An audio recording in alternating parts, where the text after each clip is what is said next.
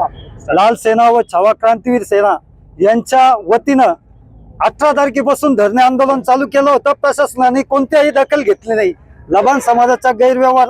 जमिनींचा जो गैरव्यवहार झालेला होता त्याच्या संदर्भात 18 जानेवारी पासून आम्ही आंदोलनाला बसलो होतो आणि त्याच्यात कोणत्याही प्रशासनाने त्याची दखल घेतली नाही. म्हणून आज आम्ही प्रांत कार्यालयावर हा मोर्चा काढलेला आहे आणि याची जर आत्ता दखल घेतली नाही तर या ठिकाणी आमचे लाल सेनेचे सरसेनानी आलेले आहेत, त्यानंतर महाराज समाज सेनेचे अध्यक्ष आलेले आहेत आणि या पलीकडं हा जो विषय आता जर प्रांत साहेबांनी त्या तलाठी,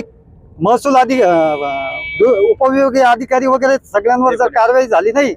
तर आम्ही मुंबईला पण मोर्चा घेऊन जाऊ आणि याचा जो पण कोणता परिणाम होईल त्याला प्रशासन जबाबदार राहील. छावा लबान क्रांतीवीर सेना या संघटनेच्या वतीनं आज येवला तहसील प्रांत कार्यालयावर मोर्चा या ठिकाणी काढलेला आहे. या मोर्चामध्ये इतर अनेक मागण्या असल्या तरी देखील प्रामुख्यानं ज्या काही जमिनीच्या अनुषंगानं ज्या मागण्या आहेत की सर्वे गट नंबर 136, गट नंबर 131 या 2 गटातील जमिनीच्या अनुषंगानं जो काही गैरव्यवहार झालेला आहे की महसूल खात्याला हाताशी धरून ह्या ज्या काही भिल्ल आदिवासी लबान समाजाच्या ज्या जमिनी होत्या त्या जमिनी या ठिकाणी बेकायदेशीरपणे हस्तांतराची प्रक्रिया या ठिकाणी झालेली आहे आणि ती रद्द झाली पाहिजे. ते जे व्यवहार झालेले असतील ते रद्द झाले पाहिजे आणि इथल्या ज्या लँड माफियाकडून इथला भिल्ल आदिवासी